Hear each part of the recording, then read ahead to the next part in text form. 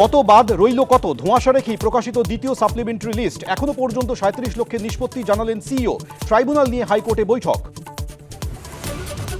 এগিয়ে আসছে মনোনয়নের দিন। শশী পাজা সহ তৃণমূলের 11 প্রার্থী এখনও বিবেচনাধীনের তালিকায়। দ্রুত নিষ্পত্তি চেয়ে হাইকোর্টের প্রধান বিচারপতিকে ইমেল। ভোটকর্মী আক্রান্ত, বিডিওকে শোকজ করে কড়া বার্তা কমিশনের। এফআইআর পরে 2 কর্মী গ্রেফতার। সুরক্ষা না পেলে প্রশিক্ষণে নয়, জানালো সংগ্রামী যৌথ মঞ্চ। রামনবমী মিছিলে হামলার অভিযোগ ঘিরে রণক্ষেত্র জঙ্গিপুর। সংঘর্ষ, ভাঙচুর, আগুন, নামল পুলিশ, কেন্দ্রীয় বাহিনী। পরিস্থিতি নিয়ন্ত্রণে আসার দাবি।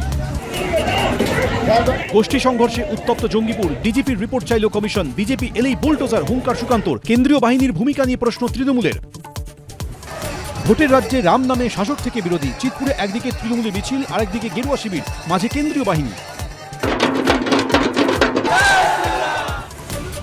প্রথম দফায় 23 এপ্রিল ভোট। কি বলছে কোচবিহার? ভোটের হাওয়া কাল বিকেল 5:30। লগ্নজিতার সঙ্গে ভোটের বাদ্যি দিনভর।